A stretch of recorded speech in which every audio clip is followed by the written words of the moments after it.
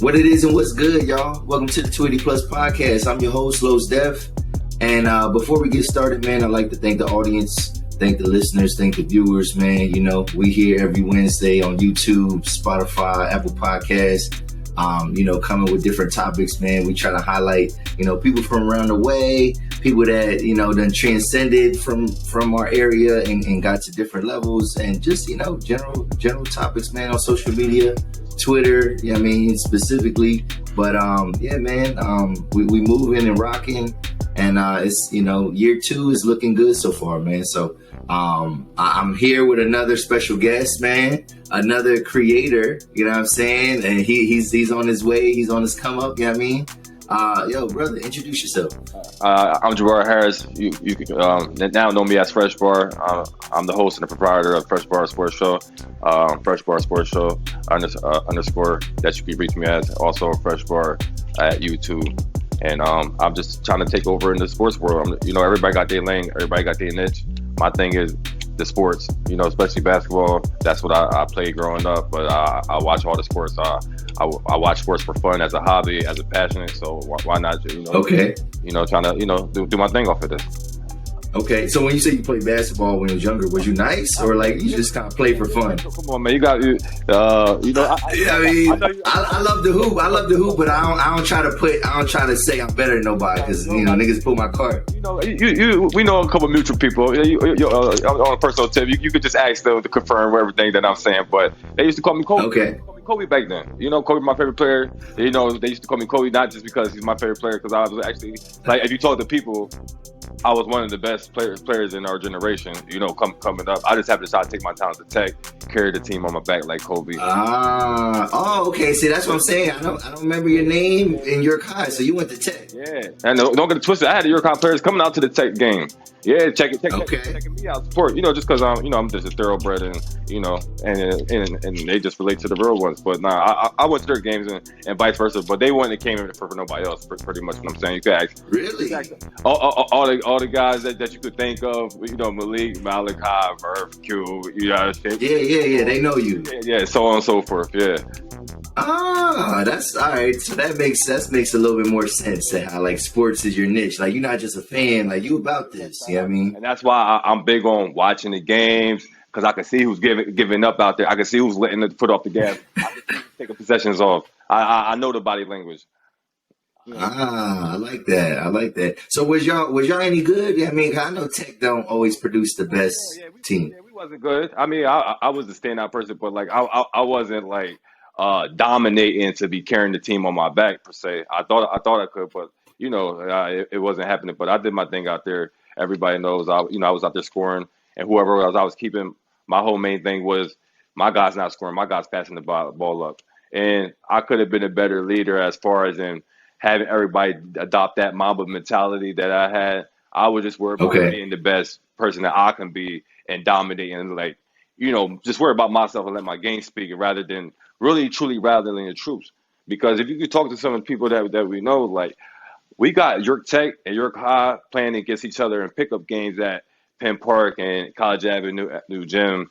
Just the bros coming together and playing. Guys are actually on the basketball team, and Jabar Harris was the one that galvanized the troops and got both Tech players and York High players, made the phone calls and told the people to make it happen. It was because of me. And like, I was a leader, and not even really realizing like how much power I had as a leader. And if I could have used that, that's the one thing I regret, is like not using my leadership power that I didn't know I have to rally our team, because I could have really truly had everybody adopt my mindset, instead of just being like not saying nothing and just letting my game speak, and just worry about me being the best player I could be, because that didn't help us win. Okay, that's what's up. Hey, all right. So you're a former athlete, whatever. I'm just ask you a question, because this might lead us into our first topic, because we are going to get into a lot of sports. We got a lot of sports topics. It's going to be sports heavy. Yeah. So ladies, you got to bear with us. You know what I'm saying? Because, I try to, cater to a little bit everybody. But, do you smoke? Do you happen to smoke? Yeah. I got the card and everything. I'm legit, Okay. You could kind of sense my personality. Like, people that know me knows how I am. And you can kind of see how, like, I don't play around. I try to take care of business. I try to do everything the right way. I'm legit. I do things my way, but in the right way. Try to take the steps accordingly. Not try to cheat the process type of ordeal. Okay. Well, all right. So the topic, what I wanted to bring up was, it was a headline that I saw, and it said the FDA, right? They're proposing to ban menthols and all flavored cigars. Yeah. You know what I mean, like they're trying to ban the sale of those, whatever. So like, just maybe I guess kind of what's your general like reactions to that? Do you think that it's like just for optics? You know what I mean, because the reason I say that is because when I read this article in the LA Times, it said there was many claims that said it's going to help black people. Like it said black people. They said since 85% of black people smoke menthols, and they say the biggest thing is that like with menthol, it's like the minty taste takes away like the harsh effects of smoking like on your throat, whatever. So and they kept focusing on like, yeah, it's going to help the black community. I'm thinking like, I don't know if we asked for that though. I don't like not saying that we don't want things, but is this for optics? Is it what I mean? What is this about? Do you think? I don't know. Yeah, and I believe obviously, and I'm glad they're being honest. It's skewed to our demographic, and I understand that they don't want us to smoke in the tobacco because they believe the chemicals in the flavored cigars, the chemicals in the flavored cigars is the true addiction, not necessarily the cannabis product itself. Yeah. So they're and obviously the healthy because they want you to vaporize it. The car is for the vaporize it more so than is that they than light a fire towards it. They want you to vaporize it. That's the preferred medical way of using it. But okay, medical way. Okay. Yeah, because they want it's not recreational. It's still for medical use. So it's still for Yeah. So that's how they trying to get you with it. Okay. So do you smoke CIs at all? Like, you know what I mean? No. Okay. There was a time I was locked up on work release. I was killing the CIs during that time, but But other than that, no. 'Cause there's no need to. I'm a free man. I'm good. I'm blessed. I'm working. I'm taking care of business, and I'm grown. Family healthy, happy, business in order. Why not do what I gotta do? Keep calm and keep it moving. Yeah. So I think like it's weird because I don't smoke cigarettes, so like I don't care about the menthols, the flavored cigar stuff. Obviously, that's gonna affect a lot of people. You know what I mean? A lot of people that we know and how they kind of get down, whatever. But like I just think that like this is gonna somehow create like an unnecessary black market because people ain't gonna just stop smoking cigarettes, bro. Like they're gonna find a way to maybe make them or whatever, right? You know what I'm saying? Exactly. You know what I mean? So if it creates this like unnecessary black market that don't need to exist, do you think that's maybe a way to essentially land more black people in jail? Of course, you already know this in my you know what I mean? Slavery, and it's a multi-million-dollar business. Prisons. They don't want that business getting shut down or like having to go bankrupt or anything like that. They want that to be one of the number one business boomers in the world. To be honest, They had the executive meetings trying to figure out how to do what we got to do to bring more people in here because there's more money for them. Yeah. And it's crazy because it said like when I was reading, it said apparently the FDA has had the authority for the last 10 years to ban the sale of tobacco, but they've been waiting on the ability to ban menthols, whatever, like that. And both sides of the aisle, like this ain't no like this party or that party. Both sides are like, nah, don't ban it, whatever. You know what I mean, whatever. But it's just like to me, I'm just like, well, if they've had this authority, and if you really are worried about the health of people, then why didn't you do that from the gate? You know what I mean, 10 years ago, if you had that power. So that's why I just feel like I don't know. It seems. It looks. I think it is for optics. Like it looks good. It's like oh, we're helping black people, and like why you gotta put us in the headlines? Like we're only 13% of the population, and all 13% of us, all of us don't smoke. Yeah. So like, what about all those other people? Yeah. Because a lot of us don't smoke. They might be surprised, but there's plenty of people in our community that frown upon it. Yeah. So yeah, I don't know. I don't like that. I don't like when I feel like black people were used as like token or bait, you know what I mean, for some initiative. And it's like, what about our reparations? You know what I'm saying? Like there's other things that we want. People want student loans canceled. We want that, we want reparations. We want that taken care of. All we want benefits for our insurance and good dental, all those good things. Those stuff that we so broke and poverty, like we can't even fathom the really game plan to think about that because we just trying to live to check the check. Yep. And so and even with like reparations, so I don't think we're ever going to get reparations. Some type of form, like I know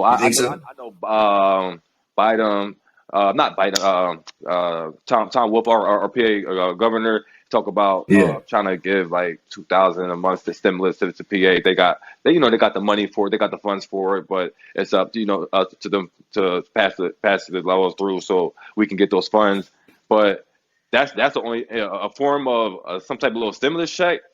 That's the only type of reparations we ever going to get. It ain't going to be it ain't going to be no. It ain't going to be nothing to take us to another level. No property. Nothing that's a game changer.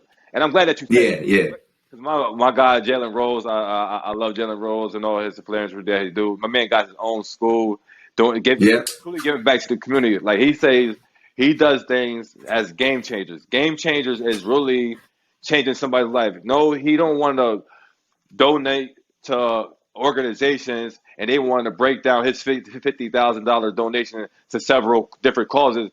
I'd rather take this $50,000 and go to one family's home and really do the game-changing moments to their lives and really think like that. That's truly giving back to the block for real, in his words. And that's my mindset as well. Like you got to hit us with like a true game changer that's really going to change the lives for real. Like something with some substance behind it.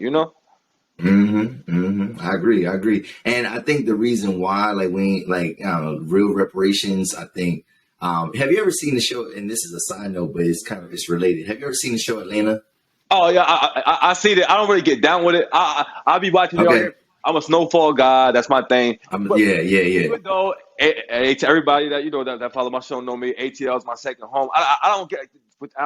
I just don't get I don't get with the show. Like what I mean. I just I don't with the show. Basically, okay. I like the Snowfall. I like the Empire. I like the Power and all that stuff. I like the Tommy series and I like the BMF. I like all those good shows like that. You know what I mean? But then it's just too much weird. I don't like the weird stuff. All right, that's fair. I don't like weird stuff. People know me that I don't like the weird stuff. I don't. And I said that on the podcast too. I said I can see if you don't like it. I'm not going to try to convince you to like it because it is weird. It is a little weird show, but they had this episode in this current season, right? And this is where it kind of takes you for a loop because they got all these episodes that aren't even. It's not even about the main plot, right? So there was this episode about reparations, right? And what it would look like if Black people got reparations, and it was crazy, bro. It was like. Yo, you had people white people. Yeah. I mean, they just at their jobs, they getting these calls and getting these threats, because people found out, your ancestors, whatever, they own my people, whatever. So you owe me, you know what I mean, a couple $1 million, whatever. And these people, all these lawsuits were happening, whatever, in that world, you know what I mean? All these famous people were getting sued for all this reparation money. And I'm I think the reason why I think part of why we won't see it is because there's this irrational fear that that's what it's going to look like. You know what I mean? People it was like people knocking on doors, yo, what up? Yo, you owe me. And it's but that's not, I don't think that's not how it's supposed to work. It's supposed to come from the federal government. Exactly. You know what I'm saying? And it's supposed to be game changers. I like that. I like the game changers. It ain't no harassment, but I think that's why we ain't never gonna get it because there is a side of people that feel, we could say the majority. We're gonna say the majority. They fear that that's what's gonna happen. They're just gonna get exposed, and it's no, I can't blame you.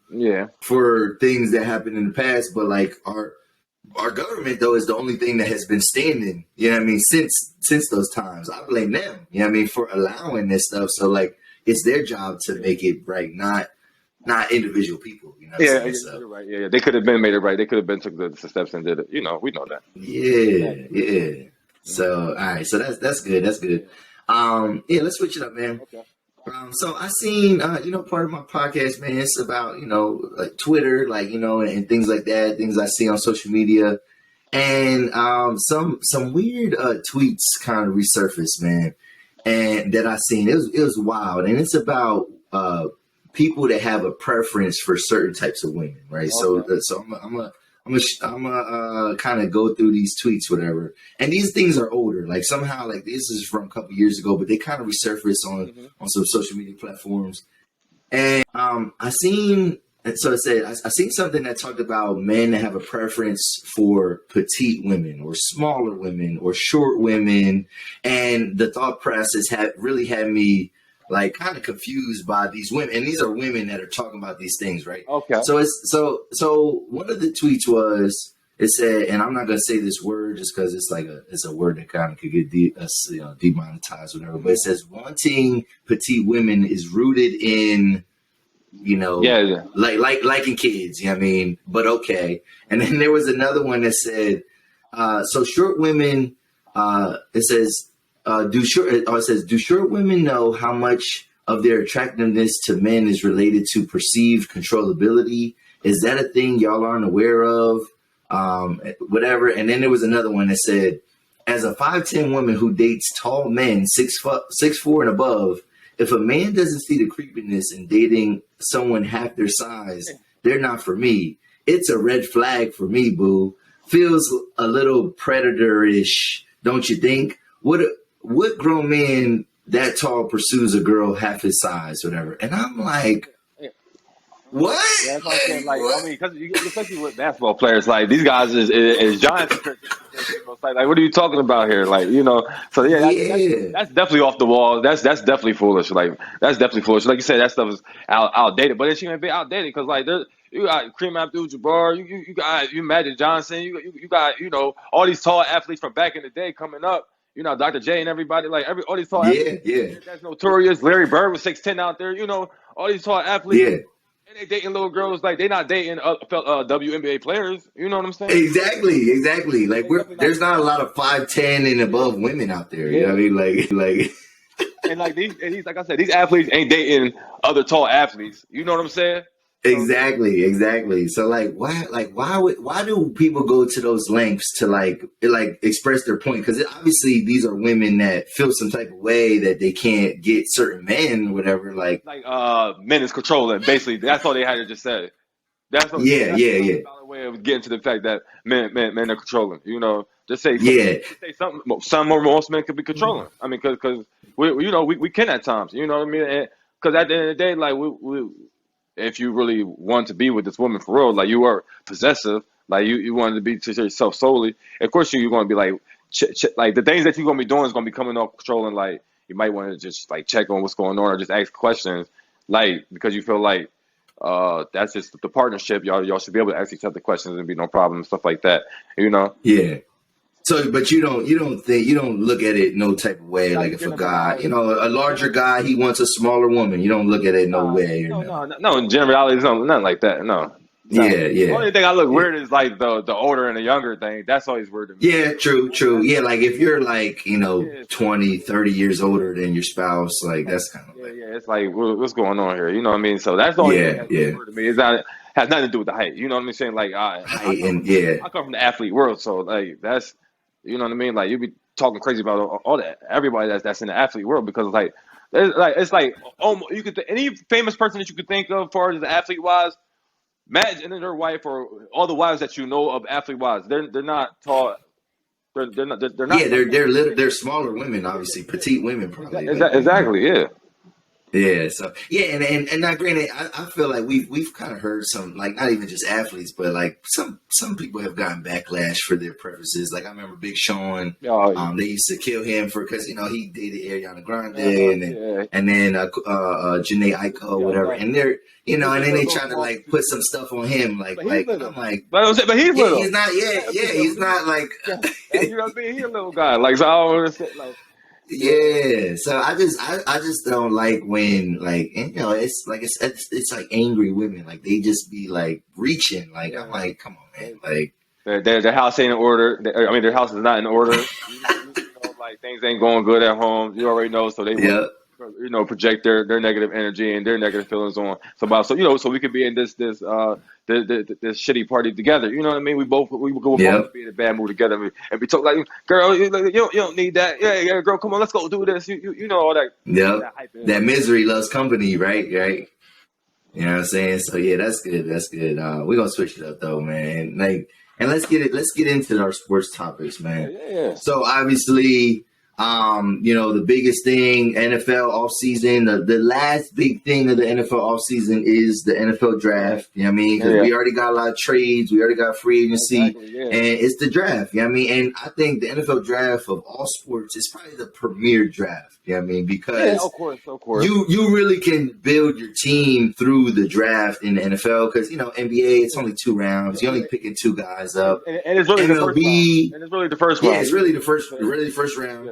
MLB, nobody even knows when that happens, and they have like 1 million rounds. Yeah, exactly. 20-something rounds. Like it's crazy, man. Yeah, like I don't even understand that. And then brothers, we don't really watch hockey, so they don't. Like Stephen A. said the other day, the only thing brothers know about hockey is the puck is black. He was being, but he was joking, but being serious at the same time because we don't mess with it. Let's a fight break out and we watch it on Sports Center. Yeah. Well, actually, you just speaking of hockey, right? And brothers, right? So, and my coworker just told me this. He's a big Penn State fan. So apparently, Micah Parsons, right? He would. Yeah, Did you hear about the puck drop thing? Yeah. He dropped it early. I thought he did it on purpose. To be honest, like what I mean. So some people thought. He messed up, but I just thought he was just being funny, being joke. No, I don't think he knew what a puck drop was. Like, I don't think he understood what it was. You know what I'm saying? Like, because he just kind of went out there like. Yeah, it could be ignorance too. It could be ignorance too. But this is dumb. Like, I don't know what I'm doing. And then it was like, no, you supposed to drop it in between us so we could I thought fight for it, basically. I thought he might have been because usually people that go to these hockey games and do that type of stuff, I don't know if you know the football player Damian Woody. He used to play for the Patriots. Center. Yeah. He a big hockey fan. He did stuff like that. Oh, he's the only brother that I know. There's other white guys that does obviously, but there's Michael Parsons is the only other brother that I know that did the Damian Woody thing. So I didn't know that. That's good. That's good. That's insightful right there. Yeah. But all right, so the draft, right? So man, wow, big day. You know what I mean? Like I said, this is an important draft for both our teams. So we're gonna kind of focus on your team, my team, and we can kind of talk about some general stuff if we feel like there was some reaches, whatever. Okay. So I think let's start here though. The biggest draft day trade though. Let's talk about that trade, man. Okay. And it affects us in Pennsylvania. You know what I mean? Whatever. Exactly. AJ Brown got over there at beach. Hold on, before we talk about that, I ain't gonna lie. I'm not an Eagle fan, but that was a major move. Like I gotta applaud them for that. I don't want to everything's spinning together because I think that the Cardinals should have made that move for Kyler Murray more so than Marquise Brown. But we're going to put a pause on that. But that's what I'm saying because AJ Brown, he was the best receiver in this draft. He was the best person to ever get. You know what I'm saying? You traded draft picks to trade for him rather than draft a player. He was the best player that you're going to be able to pick up. He's great. Come on, man. He's playing around the Tannehill. Like, come on. How much greatness is he going to do? He's playing with somebody who's a liability out there. And I'm sick and tired of. And you got all these young guys coming into the league every year. I'll be watching all these interviews, and they don't care where they go. I'm talking receiver wise. I don't care where I go. Okay. They saying all the right things. And they say They saying all the right things, but lying because they do care where they go. They know. Growing up, I played football growing up, and I played at the Tech, so I know playing with a bad quarterback. And you running routes and you open and you can't get the ball thrown to you because it's coming up short. It's getting thrown in the dirt. The quarterback, the accuracy is not good at all or coming up short. But Ryan Tannehill is not. He ain't bad, man. He's not I think he gets a bad rap. He actually the last 3 years he's played really well. He's played really well. Not just he wasn't just game managing out there. He was He's a 32. He's a 32 starter quarterback in the league, but he's not playing with no game changer. That somebody that he's not going to be the reason why you win the game. You might not lose it because of him. No, no, but all right. So he goes to the Eagles. Yeah. Is Jalen Hurts that quarterback though? How much better is Jalen Hurts than Ryan Tannehill? He did it. This is his last chance to see his work. They did everything correctly, Eagles wise. They give him to see if it can be that franchise quarterback for them, because we brought him in. He didn't start right away. Give him time to see everything. Let him start. Okay, he has little failures. We stick with him. Let him know we believe in you. We try to help you out with some pieces last year. It wasn't good enough. Then we help you out this year with a way better piece than we ever could have done. It was the best thing available for them. Like, as far as drafting wise or any other trade, this was the best trade Eagles could have made to help them on the offensive wise, because you know, Tyreek Hill already got traded and Devontae Adams already got traded. So you know, AJ Brown, he's top 5. He's top 5 in the league, you know. I don't know if he's top 5. I don't think he's top 5 yet. No, that's it. Like we gotta stop. Like top 5 is he might be top 15, top 10 maybe, but like top 5, we can't just. All right, let's go through it. Who's like Devontae Adams is better. Yeah, Devontae Adams. Cooper Kupp is probably better than him. Let's see, DeAndre. Even though DeAndre was hurt, DeAndre Hopkins is better than him. Yeah, DeAndre was hurt. So yeah, I'm just going by. He's not no slouch. He's not. He's a premier talent. I don't know if he's top 5 yet. I definitely take him on the Steelers, and he'd be the top dog out there doing his thing. And yeah. Like, he was one of those guys. I would want my team to put the ball in his hands. He reminded me T.O.-ish, like, you get the ball in his hands. Yeah, Well, yeah, he's like him and Metcalf went to school together at the same time. Like, he's like baby Metcalf. Yeah, Metcalf might still be better than him, even though he didn't have the greatest year, whatever. There's a lot of good receivers. Tyreek Hill, we can't forget Tyreek Hill. Yeah, that's what I'm saying. Jamar Chase, you know what I mean? Like, there's a lot of good receivers out there. Jamar Chase, he's great, but I just want to see. Give me 2 years in a row. Give me 3 years. Everybody knows. My biggest thing in sports is a level of consistency. I need consistency. That's all I ask. Well, but Jamar Chase, though, I'm an LSU fan, so I'm biased. Like, Jamar Chase is for real. Like, you know what I mean? Like, that Justin Jefferson, that's another one that I probably might even take before AJ Brown. You know what I'm saying? And I'm not, and it's not no hate on AJ Brown, but I think Jamar Chase, he's for real. Like, I think, he showed out, bro. Like, he had you see them games down the stretch, he had like 500 yards in 2 games, bro. Like, but I need you to be able to adjust and adapt and know the fact that these teams made their adjustments in the off season. You know, these coaches, they live in this game. They lose marriage relationships because they be in the office 24. Like seriously, right. They take this stuff seriously. Like, NFL coaches got the worst addiction out of any other professional coaches in the world, because they know like coaching decisions really matter more so than any other sport. It matters in the NFL. Coaching decisions matters most. So they take that stuff seriously, man. Okay, so that was a good trade, and then the Hollywood Brown one. That one happened first, but that was under the radar. I don't think that. All that stuff this reminds me of everybody. They see the wave. We got I forget his first name. We got Smith with the Eagles with Jalen Hurts. We got him that.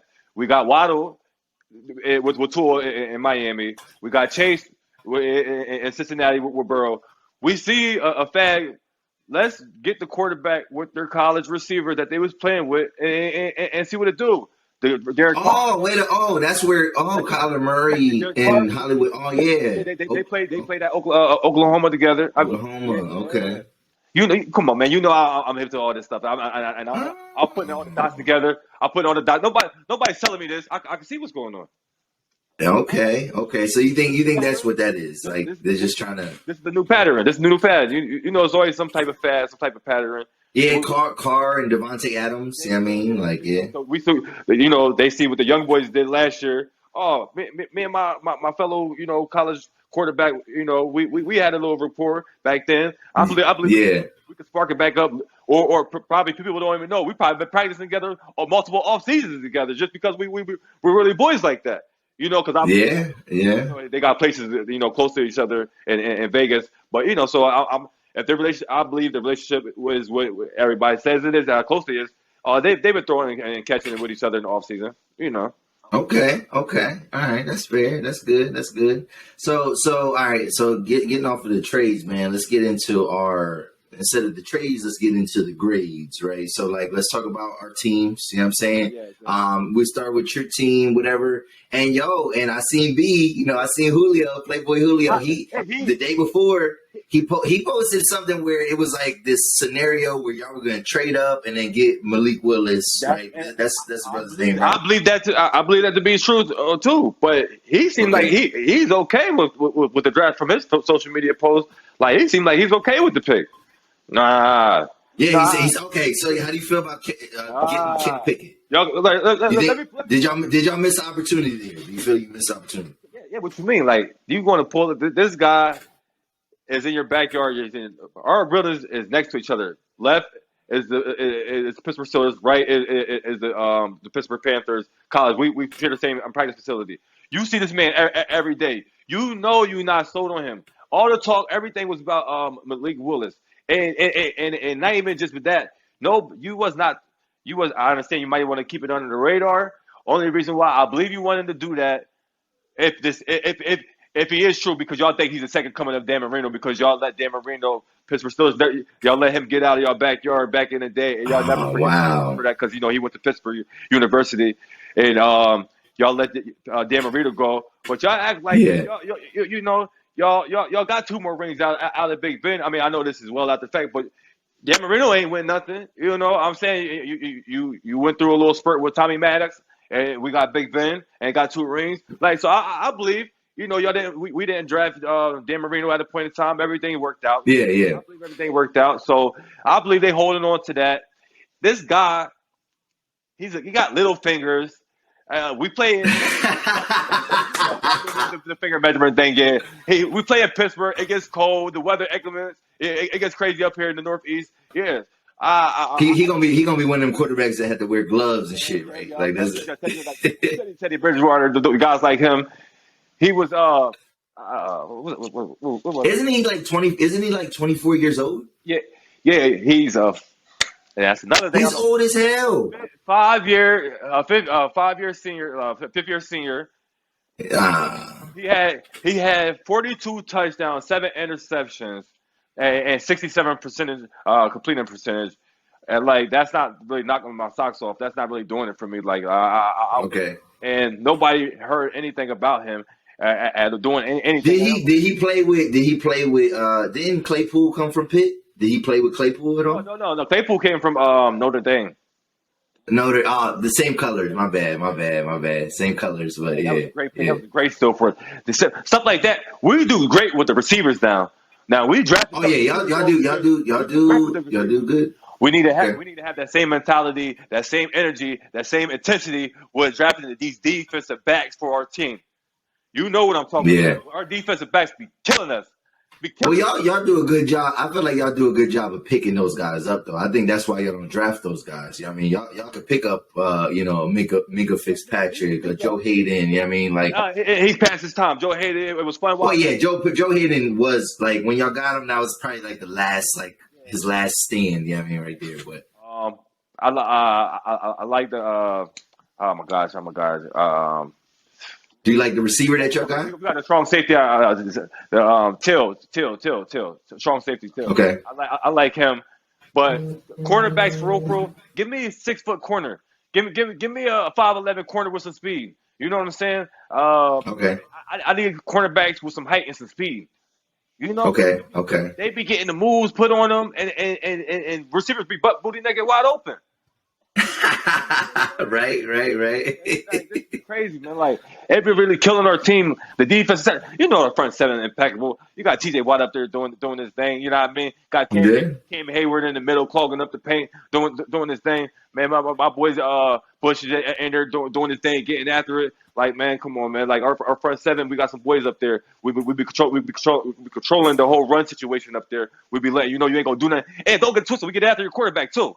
Ask about him. Yeah. Get out of your So how do you feel like so far in the draft, you know what I mean, and things like that? How do you feel like how would you grade yours and how do you know how your team was graded? Let's see. I'm actually gonna go to your team real quick. I'm not exactly sure how we graded. I know that we drafted a receiver. Okay. So this is what NFL.com, you know what I mean, grade y'all. They say you're I'm just making sure that this is lining up. Okay. They're giving your day 2. It looks like an A grade, and then they're giving your day 1 an A. I mean, so yeah, y'all got for Kenny Pickett. Like, I'm saying, yeah, they're saying they're giving y'all a decent grade, man. I guess maybe they said they're giving y'all a good grade for your draft picks. I don't know. We got out of Texas A&M, Marvin Lil. Yeah, Lil. Yeah. He looked nice from the highlights I saw from him.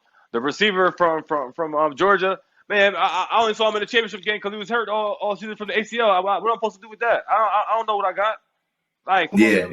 You know, like he was hurt all season. Of course, I'm gonna come back for the championship game too. Yeah. Okay. Yeah. So day 2, they give y'all A for is George Pickens? Is that Carl Pickens' son? The receiver Carl Pickens from Pro Bowler from Cincinnati. Man, I think that's his son, bro.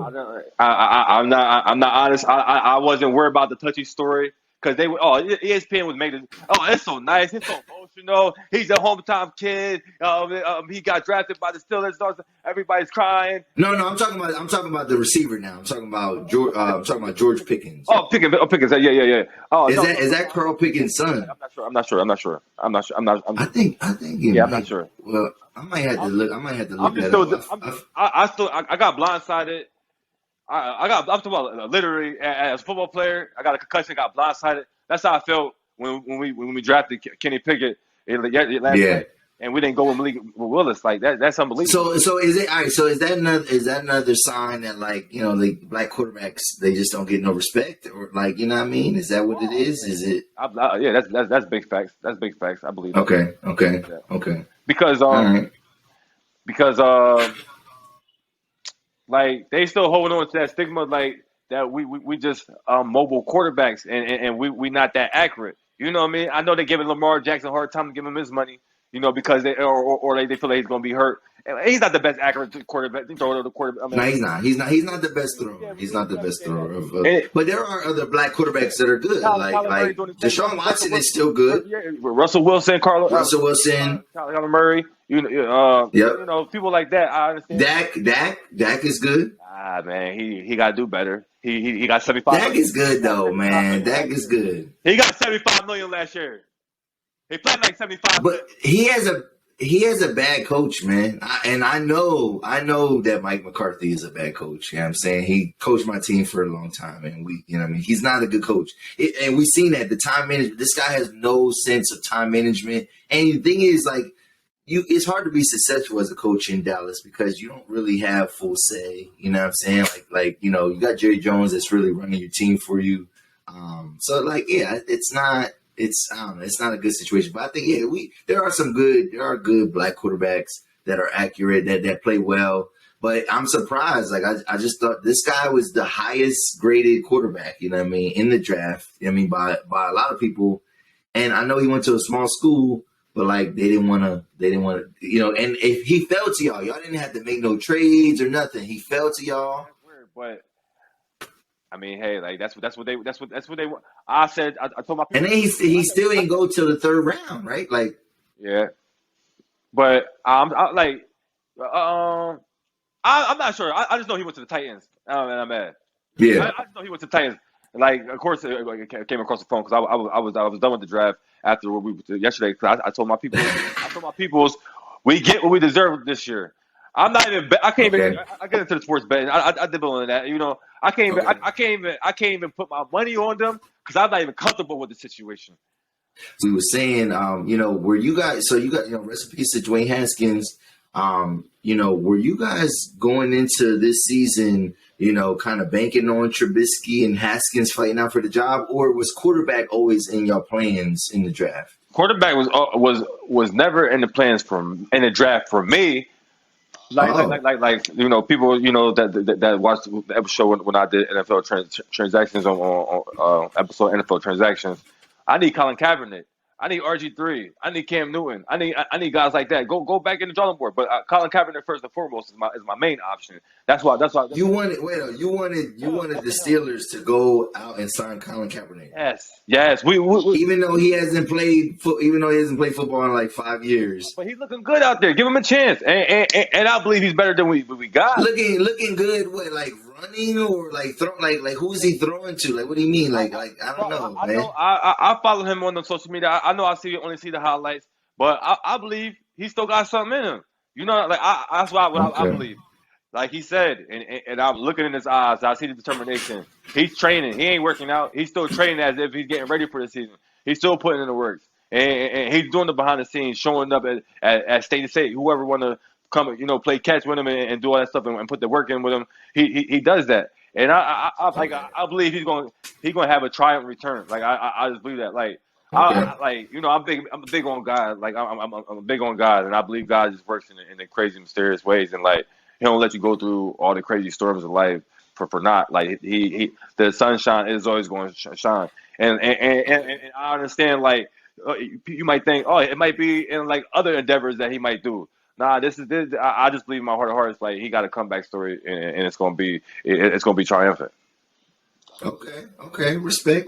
So, all right. So the quarterback wasn't in your plans, but then obviously, the unfortunate news with. But realistically, Jimmy Garoppolo, or you know what I mean, or before Russell Wilson, and even I hate to say it, like see how much Baker Mayfield was going to cost him cheap on the dollar, stuff like that. Even though I don't like.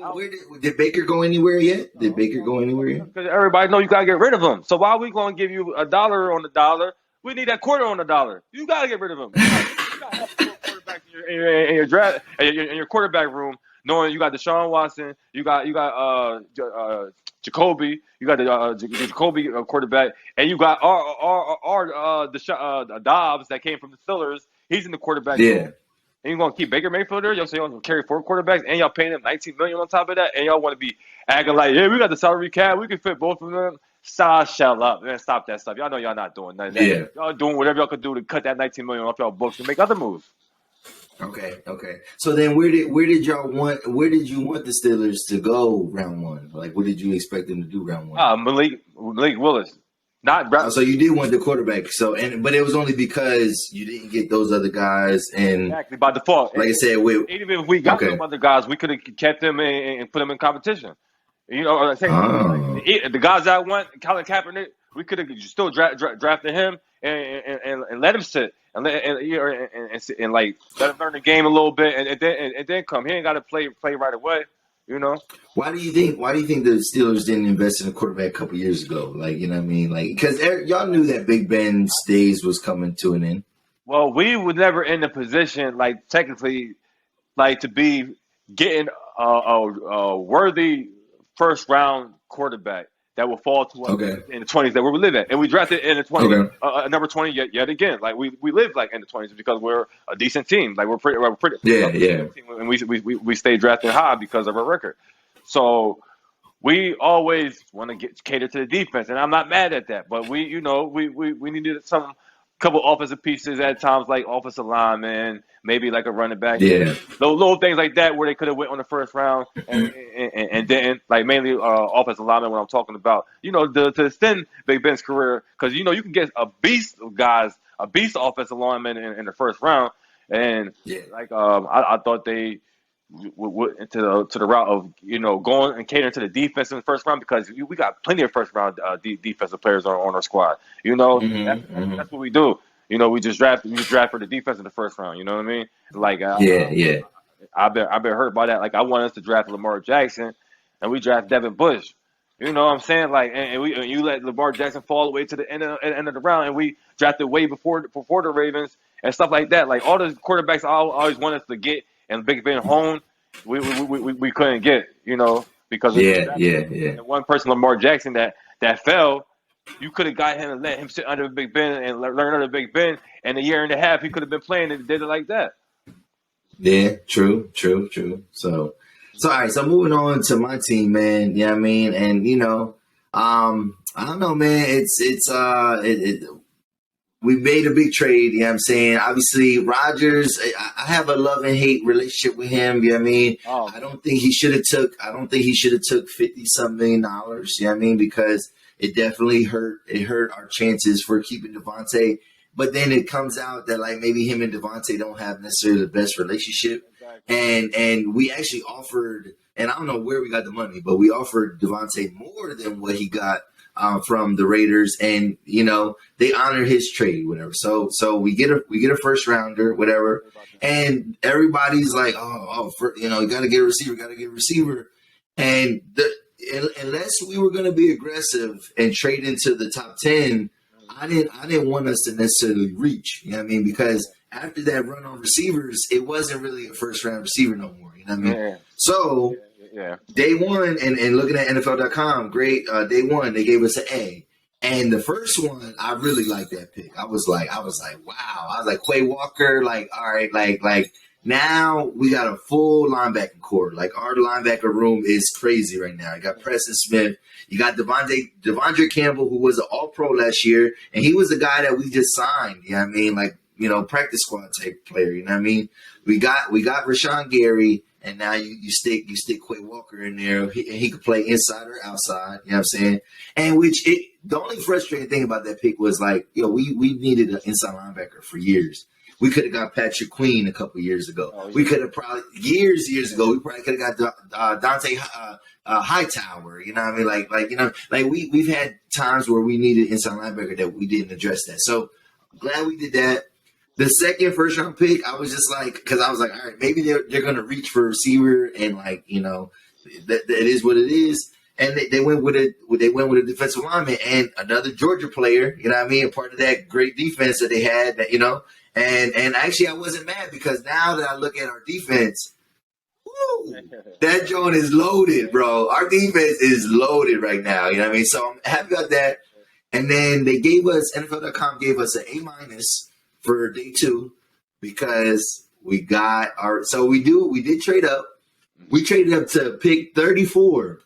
So that's basically the second pick in the second round. Yeah, basically. And we got, basically that's almost a first round pick, basically. You know what I mean? Yeah, essentially. It's not too far. Yeah.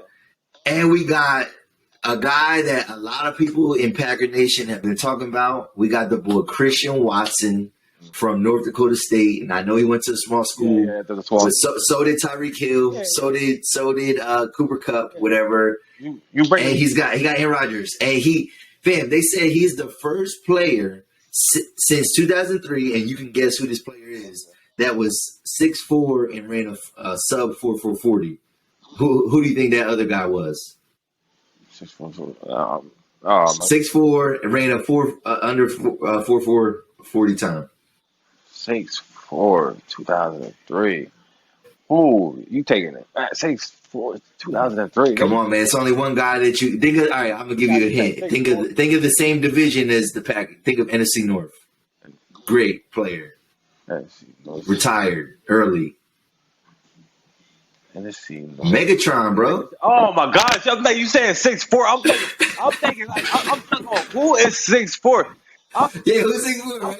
I thought he was 6'5", though. That's why well, I'm saying at least 6'4", like at least 6'4", and I'm like 6'4". Like who was 6'4"? No, like there hasn't been since 2003. There hasn't been a guy that's that tall to run that fast. That's what I'm like. Since I'm thinking like maybe Megatron, but I'm like no, then like either 6'3", T.O., Randy Moss.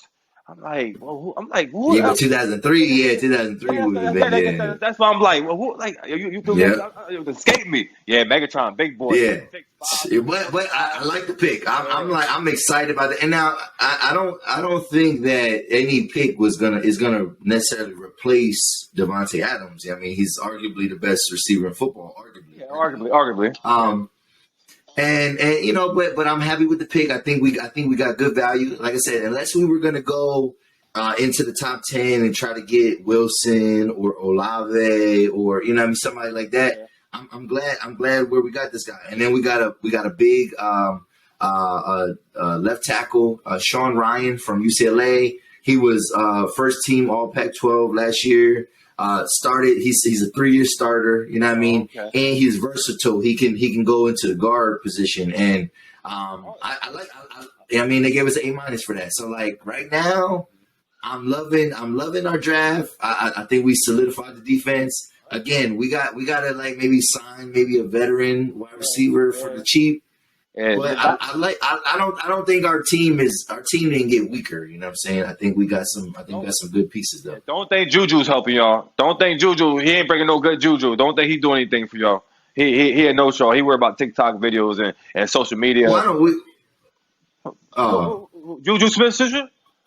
Yeah, but then he went to the Chiefs. Okay. I thought I could have sworn he went to the Packers. No, we got Sammy Watkins. We got Sammy Watkins. Sammy Watkins. Okay, Sammy Watkins. Yeah, I'm not mad at that. He played with Lamar Jackson. Like Lamar Jackson ain't gonna get you. But he ain't do nothing when he played with the Chiefs himself. He did. He had some decent. He had some. Granted, you're playing behind Tyreek Hill and Kelsey. Like, there's not that many targets left. You know what I mean? Like I think he played decently. You know what I mean? He wasn't elite there, but he wasn't bad either. Sammy Watkins, we give him the pass because of the injuries. We give him the pass because he played behind two great players better than him. We give him the pass because who he was playing with last year, quarterback wise. Damn, man, this guy been. Oh, so we just give him the pass. Okay, all right.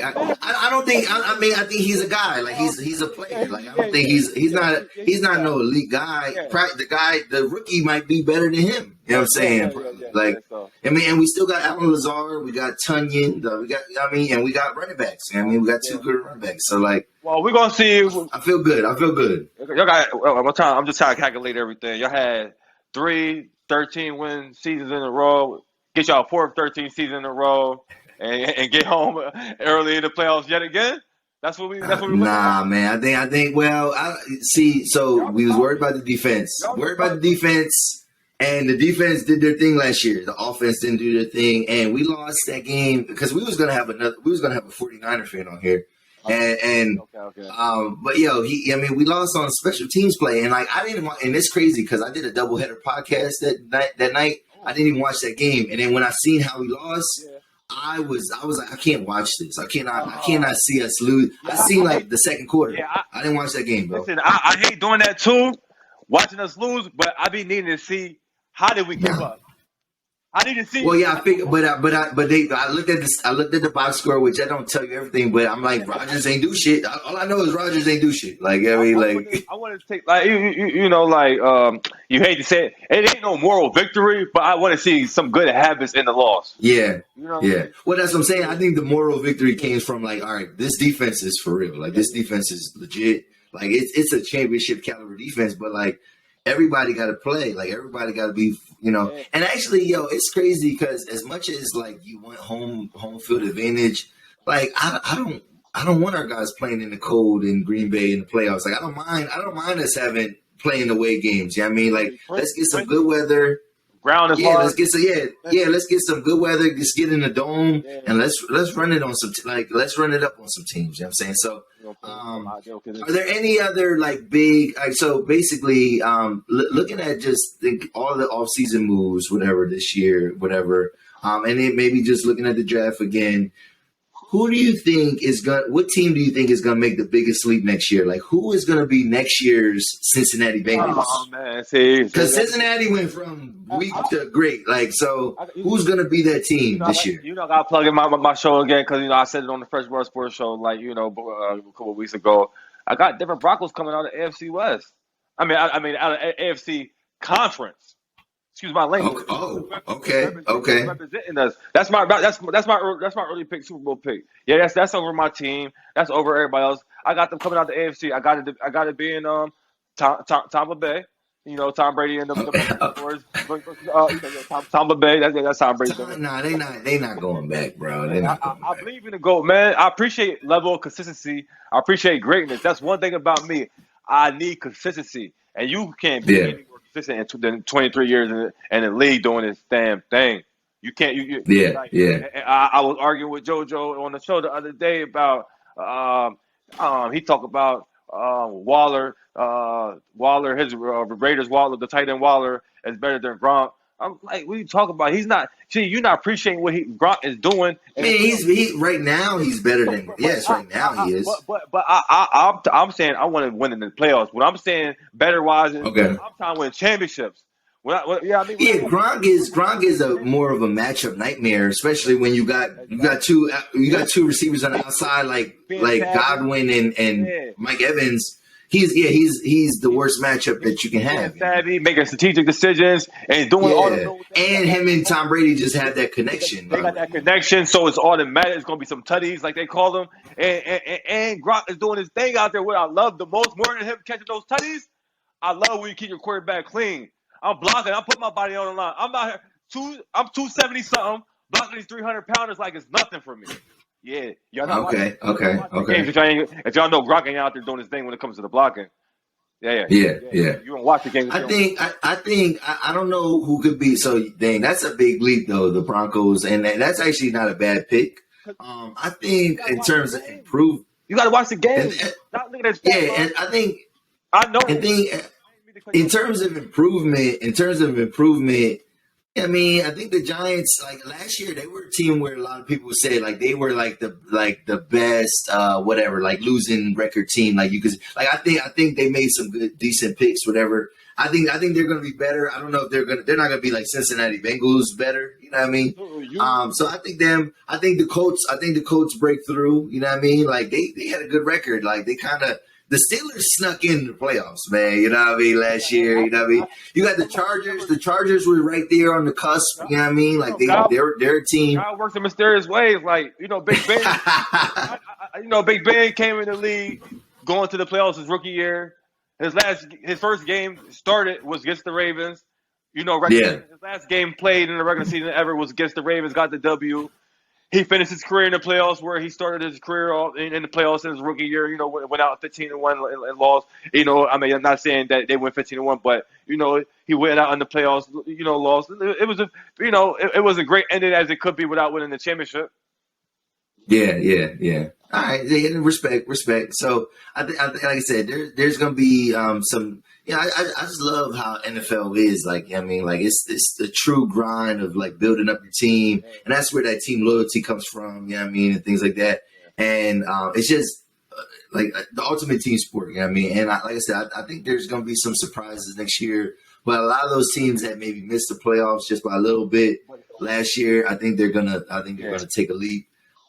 It's hard to say like from really bad to good. I think the Jets are going to improve. You know what I mean? They got some good players. You know what I mean? But they trying their hardest to get a receiver over there. I'll tell you that. I give them an E for effort because they're trying to. Yeah. They're trying to. They offering up wherever they can offer up. Nobody want to come to the Jets. It is what it is. Nobody. They ain't great. They like we offering up whatever to get any one of these receivers to come, and they ain't signing off. Yeah. I mean, you gotta watch out for the Dolphins with Tyreek Hill. Like, I think it's gonna be surprising, man. I believe they're gonna be electrifying on the offensive side. They got some speed over there with the Waddle, Tyreek Hill, and they got they did trade Parker. So got those two. So we'll see. All right. Now let move on. I still got to say this: the Broncos are coming out of it. Like people that actually watched it was paying attention. They know they got 3 or 4 good really good young receivers. You know what I mean? They got some good young receivers. They got multiple running backs because that's how they was living and winning games. Yeah, that's how they got Chubb. They still got good defense. Like, you know what I mean? The lack of quarterback, Teddy Bridgewater, Drew Luck, really guys, come on, man. Let's be serious. Yeah, that's what I'm talking about. Like that. So that's what's killing them. And I caught a couple of games, and I was loving how they was getting out there on the run. I'm like, the lack of a quarterback position that they have is killing them. These guys will be dominating the games. The defense is keeping the games low scoring. The running back is change all crazy from 20 to 20. They just can't get into the end zone. Yep. That's all. Yep. And it's crazy how like the opposite is gonna have, like even with like the Seahawks, like how they just. Like because I thought DK and Russell was supposed to be the next, remember he was talking, he's like Joe Montana, Jerry Rice type shit. I'm like, but DK, he not like a skilled receiver though. He's like skilled. Yeah, he's not polished. He's not polished, but he's a freak, bro. He's a freak, bro. I mean, come on, man. You got what was his name? Jim Ross was a freak athlete. He was an Olympic athlete. He had like the fastest 40, the receiver. He was talking about John Ross. Yeah, John Ross. Yeah, but DK actually has produced though. But DK has actually produced. Okay, You know what I mean, I'm just saying, like John Ross hasn't done anything. Yeah, but I was just saying, we talk about athletes. Like, come on, man, don't do that. I need level of consistency, and not even that. Like he be coming up short a lot of times. You know, Seahawks games be on prime time a lot of times. He be coming up short something, you know, more than sometimes. Maybe last year, but like I'm saying that the year before that, hell no, he was going crazy 2 years ago. Crazy 2 years ago. He was a top 5. Statistically, he was a top 5 receiver 2 years ago. I'm glad you said that. I love guys like you, man. I got my friend, my man JoJo, like.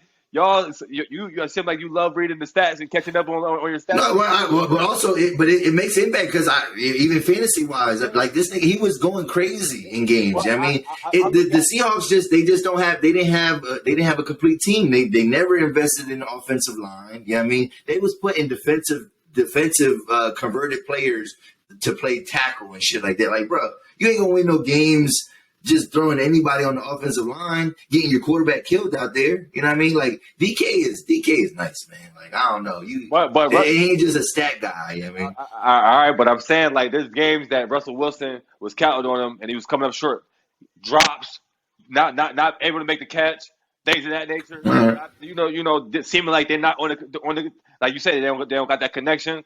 Something yeah, a little off there. But yeah. Yeah, maybe he need a new quarterback scenery. Maybe that work out for him. Who knows? Yeah, but he just a type of player that I see. What we say, he all right, but he not real. Yeah. See, I don't know. I believe in him, but like I said, now his shit is done now with Geno's. Like, and I don't know why the Seahawks didn't draft Malik Willis. Like, what the fuck are y'all doing? Like, you know what I mean, like, I guess trying to trade for Baker Mayfield. Did I say that? No. Oh, yeah. That's nasty. That's nasty right there. You know, they try to say like Baker Mayfield like remind when he was coming out like remind people of like less Russell Wilson, less athletic Russell Wilson. Like just stop. Stop that. Yeah, stop that. Yeah. So yeah, all right. Let's move on though. Let's move on, man. So like, so we talk about the NFL a lot. You know what I mean? But right now, right, one of the best times of the year. NBA playoffs. Yeah, man. You know what I'm saying? Unfortunately, my Lakers is not in there. Unfortunately, Yeah. All right, so I do not have a basketball team. Like I do not have a basketball team because I don't like how basketball franchises kind of construct things. The league is very player focused. I don't think teams do enough to actually build teams up. It's like tanking happens in the NBA. Like it don't really happen in the NFL. Like because if you tank in the NFL, that don't necessarily guarantee you to be good. Yeah. You know what I mean? Like one player in the NBA, one player on your team could change your trajectory. Yeah. One player in the NFL, just one player is not going to change anything. Like you can have the great quarterback. Yeah, we got one of the best quarterbacks, and they don't mean shit. You know what I mean? You can have the best running back. It don't mean shit, you know what I mean? So that's why I've always been player driven since because I'm a big Ray Allen fan. Yeah. So I follow him but then when he retired, I do fuck with Curry. I like KD. Okay. So, but I like watching the game. You know what I mean, but let's get in. So I don't have no horse in the race like you do. Yeah, exactly. Yeah. Yeah, I mean, I don't have no horse in the race. So I'm just kind of out here. Yeah. But. Let's talk about the Eastern Conference playoffs. You know what I mean? So there's two big injuries right now that might dictate the outcome of these upcoming series, man. You know what I mean? We're getting into round 2 now. We're now in round 2. And so we're going to have the 76ers versus the Heat and Joel Embiid, man. He got and definitely he come on, man. The way he talks about how great he wants to be. And he studied the greats, and he knows how the greats done coming up in our day. Okay. He's putting a mask on. He's going to be out there. I ain't trying to hear none of that. Okay. So you're not worried about him. If he is who he say he is. Okay. So, all right. So you're saying that. Yeah. Okay, fair enough. So, all right. So you're saying that he's going to play. Yeah. I don't know. Jimmy Butler has had some little bit injuries, but that wasn't the big one. Yeah. There is a big injury in the other series in the Boston Milwaukee series. Chris Middleton's hurt. He might miss that whole series. That thing's torn. I know they want to say it's the sprain, MCL, whatever thing. You know how they want to phrase it. That thing, it got a slight tear in it. He would have been back. Yeah. They got a slight tear in it. You can't bank on him being his own self. You can't make the cuts and the moves that you need to make with a torn MCL because you out there. You can't play defense, and you can't make those little shifty moves that you needed to make because basketball is about creating space to get your shot off. You can't get your shot off, you're in trouble out there. Yeah. So all right. So let's go back to that other series. So 76ers versus the Heat. Your prediction: who do you think wins? How many games? How does that series play out? I could give it to you both straight. It's gonna be the South Beach Eastern Conference Finals and Milwaukee Eastern Conference Finals. That's what's going to be. I had the Bucks. Whoa! Again, I had the Bucks. I've been said the Bucks was coming back out of the East. Without Middleton, you think the Bucks are going to beat the Celtics?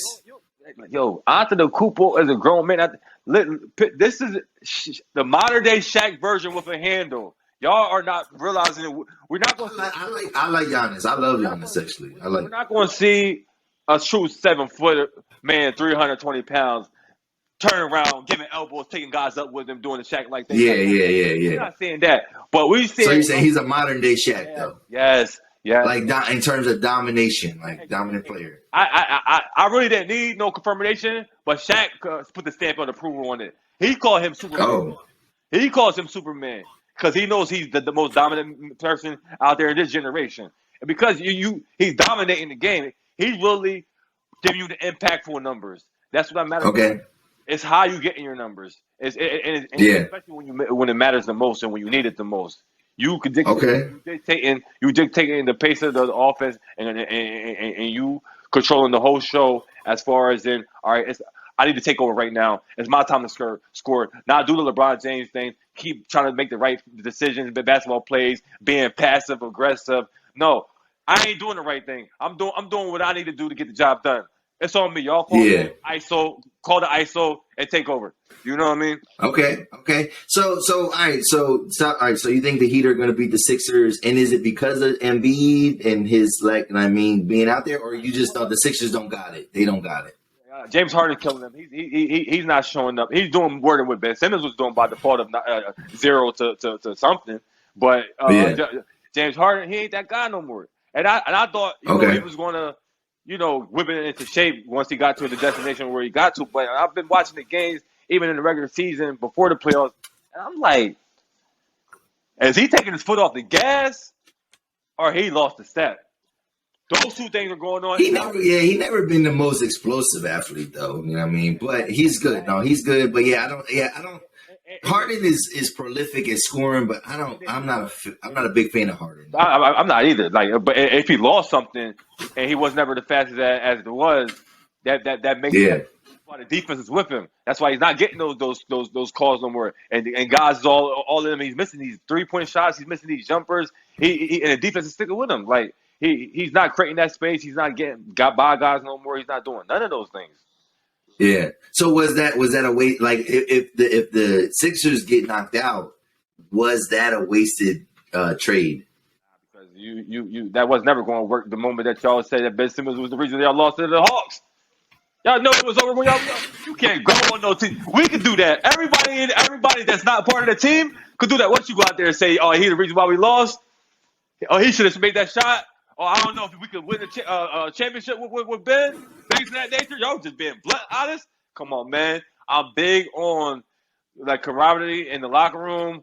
Everything. Good. A rhythm. Everything's flowing good. Good vibes. Good energies. Like if that stuff is messed up in the locker room, y'all not winning nothing. You're not. Yeah, exactly. And a lot of people blame the fans. A lot of people blame the fans and all that fiasco for the Ben Simmons. But it has to be the locker room. It has to be his own teammates that don't fuck with him. Of course, that really made him not confident. You know what I mean? The fans going to be the fans. If you playing with a person, you know how it is. Like you playing basketball, you playing with that guy that just yells and complains. You mean what the fuck are you doing? Whatever. Yeah. You don't want to play with that dude. You know what I mean? You playing with somebody that that's not that good or lacking, you gotta encourage them at least. You do gotta light a fire under them, yeah. You know what I mean? Like, because you can't discourage them even more so because they feel like they play both teams. You know. Yep. All right. So, but how long does that series go? 5, 6, 7 games. What's up? It go 6. I'll be respectful. Still go 6. Okay. Joel show up now. If Joel's not there, they getting swept, and he's not different. Okay. We do the Ben Simmons thing, not show up for a game. Talk about I'm coming back from game 4, and then they down 3-0. And he talk about I'm still hurt. Yeah. Basically not playing. If he don't play at all, they getting swept. James Harden is done. He's okay. I seen enough. I know basketball. 2 things is going on, and I'm like, you in the contract year, and you letting off the gas? Yeah. Nah, you lost the step. You in contract year, and you want $200+ million in extension contract, and you playing like that? Nah, you don't. And who are you talking about right now? James Harden's eligible for. Okay. So $200 million. And he's gonna be about 30, 35, 36 years old, getting paid $50, $60 million a year. Like, no, we're not paying you. You looking like that now? Oh, yeah. You don't carry your body. You don't be in the best of shape, and you want to be out partying, campaigning, and all in the mix. Yeah. So what makes the Heat? Because the Heat were the number 1 seed. What makes them so good? Like, are they just a better Are they just a deep team? Yeah. The culture, big on culture, the environment. They have a strong opportunity to win the championship based off the camaraderie, the culture, the environment, the kumbaya. Everybody's in unison. Everybody knows their roles and shuts their mouths. Everybody playing the court. Even though they had that little beef between Jimmy Butler and Eric Spoelstra, Jimmy Butler is acquired taste. It takes a very certain type of person to deal with him because he's hard to deal with. That's it. That person. Yeah. But he wants to be challenged, and like if you saw in the interviews, he wants that back and forth confrontation. He likes that. He wants to He wants to know. Oh, you're not gonna let me walk over you. He wants to see you fight back, bark back. You know what I'm saying? Yeah. All right, that's good. And so then the other Eastern Conference series, because you said the Bucks are going to win, so how does that go then? Giannis, and more Giannis. What else are you going to do? So, all right, so they win in sweep 5, 6, 7 games. What do you think? Nah, I'm gonna go. I wanted to get real disrespectful. You know what? I'm going to say it. It's Bucks and 5. Bucks and 5. I believe after the Kubo is back to the ball is in my hands. I don't got to worry about being differential to Chris Middleton and your turn, my turn. I'm just controlling the whole situation. When I want to break, I'm going to kick it out to the 3-pointer. I'm going to get this ball, dribble in the paint. If I want to pass it out to my 3-point shooters because y'all crashing in, everybody's crashing in on me. Y'all not just letting one guy just guard me in the paint. Somebody's coming open. I'm either going to force it up, or kick it out. And that's the game plan. Watch the games. If Middleton misses this series, the Celtics in 6 games. You know what I'm saying? Like, the Celtics fam, it's their time, bro. It is their time, man. Tatum, Brown. Like, remember, this is the thing people forget. Brown did not play in most of the playoffs that they've been in the last couple years. I understand. This is the first year that he's there. Like, you know what I mean? So Brown and Tatum, it's their time, man. It is their time. They got it. Them boys, they be balling out, man. Like, they really be hooping. It's going to take a 5-on-1 defense attack to really stop Giannis Antetokounmpo for them to win it. That's the only way they're going to have any chance of maybe doing the high school thing, doing the boxing one. Let Marcus Smart run around. I think you let Giannis, maybe you let Giannis beat you. You know what I mean? Like you take away the other options. You know what I mean? Like, what else do you got? If you don't got Middleton, you know what I mean? If you take away Drew Holiday and those other options, and let Giannis get his. He can't score 120 points by himself. You know what I'm saying? Like, so. The Portis guy. And Celtics got good defense. The Celtics played pretty well. Man. They got good team defense. They surrounded. They did the thing we should have did with Russell Westbrook and LeBron James, surrounded with more 3-point shooters. They did the right thing. They got Giannis surrounded by 3-point shooters. These guys be knocking down their threes. That's their offense. Yeah. Giannis controlling the paint and he'll kick it out. Giannis all in the paint or kick it out. That's their offense, and it works for them. They be blowing teams out. It works for them because you can't do that. You're fouling them. You're fouling Antetokounmpo, and he's making free throws now. Oh, he's feeling himself. You better watch out now. Yeah.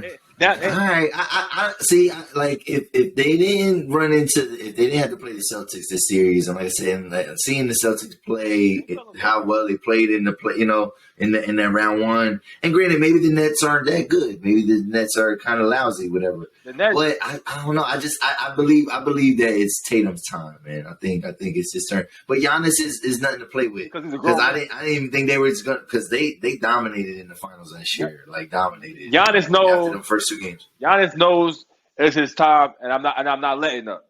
He got that dog. Okay. He got that Kobe in him. He got that dog in him. I see it. I love everything. Okay. I love everything, how he plays the game.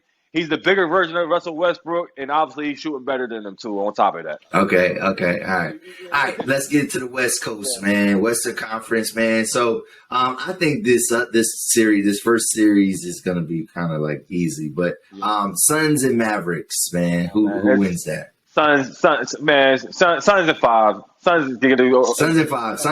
agree. Yeah. Suns and 5. They might get the Mavericks might get one home game. Utah is trash. Like come on, Utah is trash. That whole situation is getting broken up. Don't take what Mavericks did to the Utah and think like those guys. Like we like the Lakers, we beat them multiple times this the regular season. Like, come on, man. Like these guys ain't doing nothing. Like Rudy Gobert, he is no threat in the offensive side. Like, and he was being a liability on the defense. Did you see they was making him look foolish out there? Janet Brunson was, oh man, it was crazy. But like I said, the Suns they gonna win in 5. Devin Booker's back. Everything's back to normal with the Suns. A lot of people think that they're going to get back to the finals. So like that's not out of the question. I mean, not happening. Oh yeah, I don't necessarily think it's going to happen. But all right. So then I think the most exciting series though of this next round is going to be the Grizzlies versus the Warriors. Oh, yeah. Like, because I got the that's going to be crazy. I got the Grizzlies winning it. So I'm not mad at that pick, but all right. Even though the Grizzlies had three come from behind victories against Minnesota, but I think that shows that Minnesota is young and they don't know how to finish games. You know what I mean? Because like you were in positions to lose 3 different times, and yes, that's clutch. You got to do that. You can't do that to the Warriors. Yeah, you're not exactly. I believe they learned a lesson for that, and they needed this. I believe they learned a lesson. Yeah, I think that's there's some crazy matchups. I mean, in this series, whatever. But like, man, if Curry's healthy, you know what I mean, and you see the other Splash brother emerging, Jordan Poole, you know what I mean. Pool party? No, let me. Yeah, I mean, I'm telling y'all right now, if y'all want to bring a pool party out, it's going to get real crazy for them. I'm talking about for the Warriors because. They want to run that lineup. They gonna be so small with Draymond at the 5. Memphis, they not play. Yo, Jaren Jackson Jr. He's a big boy. He not playing around down there. And they playing Steven Adams down there. And you got Tillman coming off the bench. You got 3 big boys that get in the rebounds like it's nothing down there. And I mean, Grizzlies are tough, man, because they got like 8 good players. Like, you know what I mean? They're deep. Like they height and they got some weight to them, and they know their role. Yeah. They get after the boards. It like, man, I'm telling you, they gonna get killed on the board if they play that small lineup with Draymond Green at the center. And you running you running Steph, Wiggins, and Draymond. I mean Draymond, Steph, Wiggins, Clay, and Poole. That small lineup, Wiggins a little bony stuff out there ain't stopping nobody from doing anything. So all right, so you think so what do you think? You think the Grizzlies in what? I see it's going 7. I see it going 7. Yeah, all right. I see it going 7, but I got I'm gonna go with the Warriors, man. I believe Curry is different, man. I think John Morant. I like Bane. I like Brooks. I like Morant. I don't think. I like even Clark coming off the bench. Like I like those guys, but like I just think they're not ready yet. It ain't their time yet. You know what I mean? I like how aggressive they are on offense and how they is on defense. They get after it. They're not scared. Like they say, they climbing up the chimney. They want all the smoke. They getting after it on the defense end. I love when you get after it on the defense end. Like I said, that mindset, like my guy's not gonna score on me. My guy's gonna pass up the ball. Like they all adopting that mindset. And they're not playing around out there on the defensive side. Yeah. Of course, they make mistakes on the offensive side, but I can live with that because the effort is through the roof. You know what I mean? And like they be knocking down threes. Don't get it twisted. They be knocking some threes down. Oh yeah. I mean, you got Bane, you got Moran can hit a three here and there. I mean, exactly. but Bane is nice. Bane is that boy. Like he's gonna be the. Yeah, he's like I don't call him like a Splash Brother type of player, but he's nice, bro. Like I like his game. He's gonna be like he can shoot. Clay Thompson type of player. Yeah. He kind of like he reminds me of like a Michael Redd, Klay Thompson, Chris Middleton type of guy, like like kind of sneaky athletic, but like can get a bucket. You know what I mean? So all right.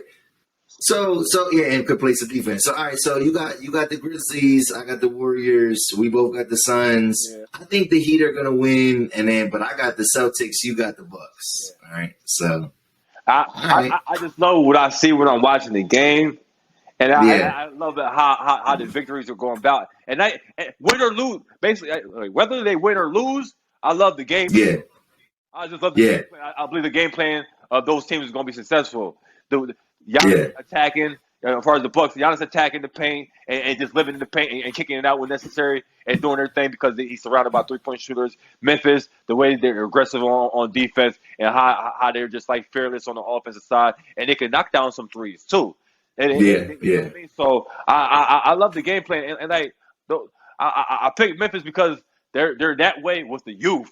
So they're going to have the energy to keep full court pressing them, like how the Pelicans was doing the CP3, full court pressing them, and just applying the pressure on defense. It ain't gonna be easy for the Warriors at all. And like all that running around. I don't think it's gonna be easy. No, I don't think it's gonna be around off the screens and tiring your opponents out. You're not tiring these young boys out. That's not happening. So they're gonna be in your jerseys all night long. You know. Okay. All right, so I mean, and kind of like because we're gonna wrapping this up pretty soon, but like all right. So the biggest thing that, I noticed about this playoffs, man, is like, we're missing some of the usual suspects. I mean, we're missing some of the guys. So like, is it really a changing of the guard? I mean, think about, you got all these like this young talent in here now. You know what I mean? Right. Are we now starting to see like, what the NBA is going to look like? Like, and granted, I know he's still in the league, but post LeBron, you know what I mean? Like, post KD, you know what I mean? Because KD got knocked out pretty early, you know what I mean? They win a game. Yeah, so what, who are, like, all right, how about this? Who are some of your favorite young players right now? You know what I'm saying? And like, who are going to be the next, like, superstars that because I don't think there's going to be as dominant of a player like LeBron. I don't think we're going to see LeBron like somebody get to 9 championships in a row. We're not going to see that ever. I don't think. We're going to see multiple winners, multiple guys being the face of the league. Yeah. It's going to be that type of thing. It's going to be, of course, ATL representative. Trae Young. That's what I'm going. Russell. Man, we're gonna talk real quick about Trae Young and Kyrie, but yeah, go ahead. But Luka, international wise, that's yep. Exactly, and the Jabar ran the mellow ball, the guys like that. Zion Williams, if he can actually get out there on the court, people like that. So I believe the league's in some good hands. They definitely got. It's really good right now. I think I'm gonna like start watching it more because I'm not like I'm critical of LeBron. He's great. No question about that. But I'm tired. I'm over it. Like I'm over it. I like to see these. I like to see this new. I like Anthony Edwards. Okay, yeah. He's exciting to watch. John Morant. He's like, and I like the parody. I don't want to see the same team, the same player. You know what I mean? Whatever. Tatum and Brown. Giannis is not that old still. He's still kind of like in his prime. I'm gonna want to see my team dominate. I ain't gonna never be bashful. Of course. You got guys like Bane. Yeah, you got guys like Trae Young, Luka. I mean, there's a lot of. I like where the NBA is going right now. So speaking of Trae Young though, so what you got 2 teams or something, bro? Like what do you mean? You keep saying ATL? Because we newly adopted ATL Hawk fans just on the strength of me and my family we visited down there last year. We're going back down there again this summer. We're moving down there. Whether it's a 2-year plan or whatever. Okay. It's our home. It's our culture. We belong. Okay. They was loving us. We was loving them. We belong there. It's like we're. It's Black Hollywood. It's okay. Hollywood down south. Okay. So, all right. So, speaking of Trae Young, and then this is something that kind of got kind of on Twitter and stuff like that, headlines, and Kyrie to mention. But like they show pictures of these guys, and in their press conferences after they lost the series, they show these guys like smiling and just like having a good time and just feeling good. Like they're not fazed by losses. I mean, is that like a detriment to like? Is that a like indication of his heart or tenacity or his character or like why are they happy to be losing? Because Kyrie is questionable, bro. It's the generation. It's the generation. The generation. It's generational. It's all these young athletes. They really don't care. They're really not. Life goes on. Life is good. They know life is good. They really haven't been hit with adversity. They ain't really stuff in life. Everything's peachy cream because and not saying nothing's wrong with that, but that's their mindset. Like everything is good. They got millions. They got endorsements. They got followers. They popping on social media. They good. They like when I say they good. You know what I mean? Like they not working. Okay. So so as a you've older players. You know what I mean? Like you've been watching. You're a student of the game, whatever, right?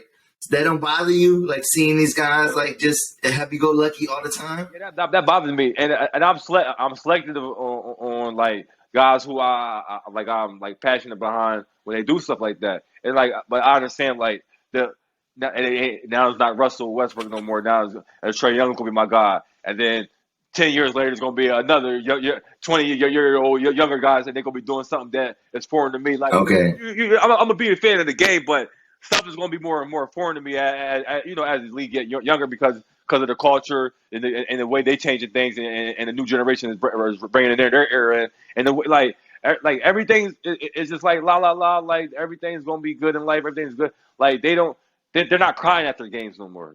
That's not That's happening nowadays. It's good. Yeah.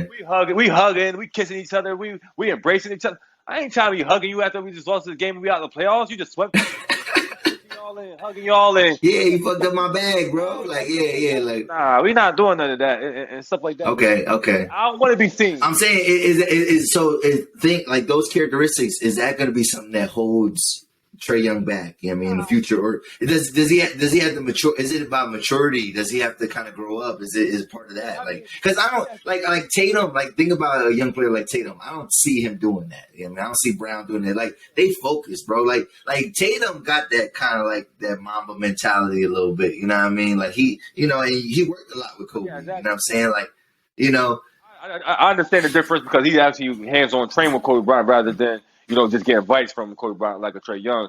But Trae Young is so young, like he's from a different culture, like, and I'm saying they around the same age, but like you get trained with Kobe Bryant, you get taught some gems and some jewels that other people don't know, and you know how to approach the game differently, constantly, and like you got to be passionate with this stuff always. It always got to be passionate, and it can't never come across like nonchalant or like win or lose. Like everything's fine and dandy. No, you don't want to be like when guys used to lose. You don't want to be seen or heard. You try to get back to the game immediately so you can redeem your game. Yep. You know what I mean? People are on social media parlaying and having good times after the game, and they lost.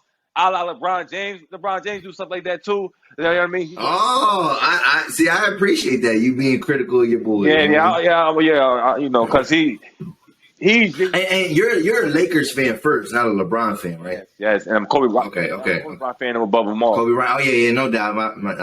Kobe Bryant fan. So that's where all that stems from. But like I said, like it's just the generation. LeBron, LeBron James be trying to always keep up with the young folks and doing all the things the young folks be doing his own stuff. So it's just the generation, man. That's all it is. Okay. And we all right. So we ain't gonna be liking what we seeing, Yeah. All right, so last thing, man. You know what I mean? Like I said, since you're a Lakers fan and things like that, man, like where do the Lakers go from here, man? You know what I mean? They fired the coach. Yeah, man, I'm glad you is LeBron gonna see? I mean, like I don't know what the contract situation is. Are they gonna blow that team up? Are they gonna blow it all up? Everybody's still under contract. Okay. Russell Westbrook's on his last year of contract. Anthony Davis got 3 more years on his contract. LeBron James got 1 more year on his contract as also. Okay. So these guys is here. LeBron, Russell Westbrook got 47 million reasons not to be changing any mind about not coming up at all. They're paying him $47 million. Yeah, man. Yeah, that contract been signed, still didn't deliver. What you mean? It's guaranteed. Hey, these contracts is guaranteed. It is what it is. But Russell Westbrook, LeBron James, AD, bring Dwight Howard back, bring Melo back, Austin Reeves. We got Austin Reeves, and everybody else can go. You heard me? Everybody else? Okay. Austin Reeves is on a rookie year contract. That's already, he's there by default. Oh, so like you want to get rid of THT? Yeah, because I need some meaningful pieces for him. He's no good. He washed up. Like why did they could have gave him up? I don't know what they held on to him. They believed he was something that he wasn't. I don't know. Man, you get rid of him for Kyle Lowry. You get rid of him for Bradley Beal. You get rid of him for Buddy Hill. You get rid of him for any other body that you know that's a legit scorer out here. I need points. Yeah. I need points when it matters the most. That's the only thing I stress. We go through so many laps without scoring. And I thought Russell was going to be saving that, but him and the coach getting off on the wrong foot and messed everything, messed the whole chemistry, everything up from the beginning.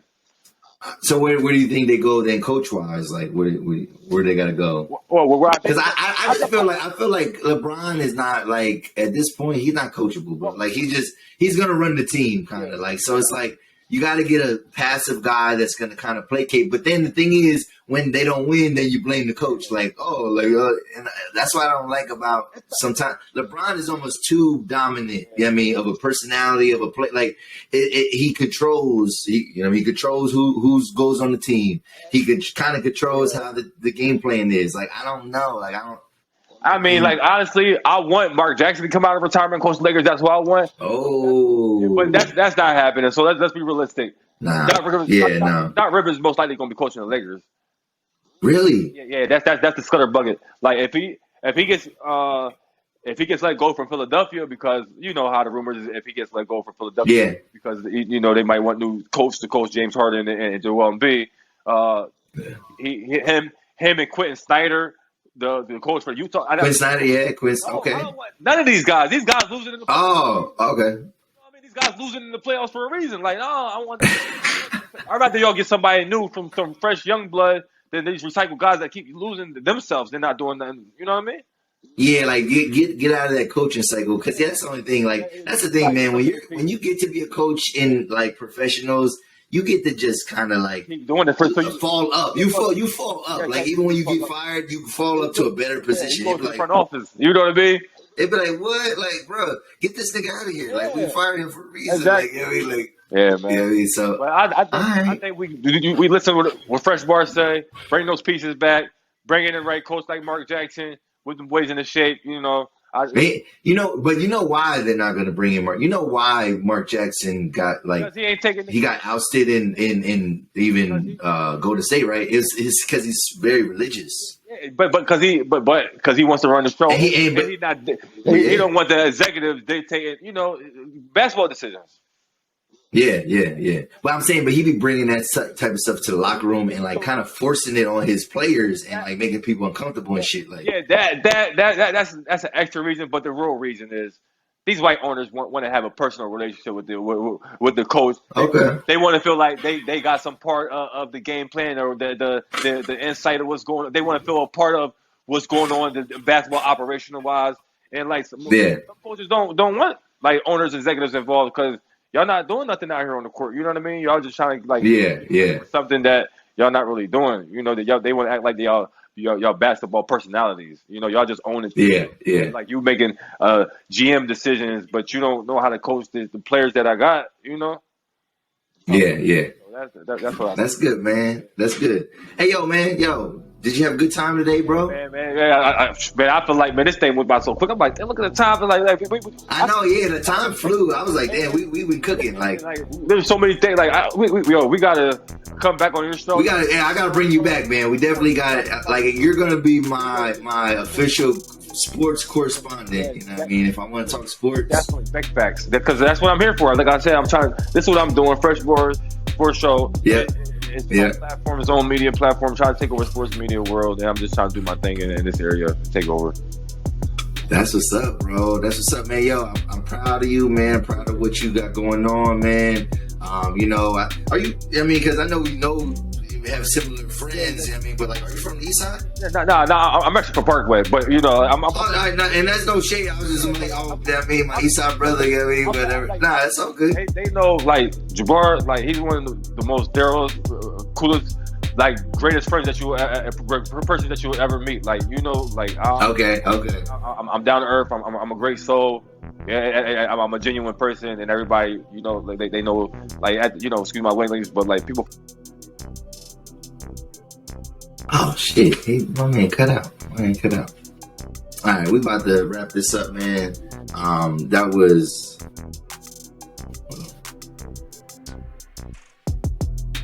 All right, man. We gonna wrap this up. I think my man's phone died again. And it's all good.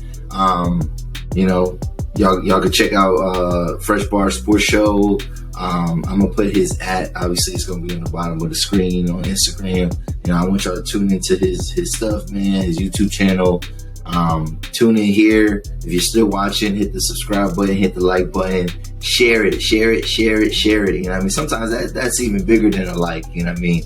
Like it just let it reach other audiences, man. And this is another episode of the 280 Plus Podcast, y'all. We out. Peace.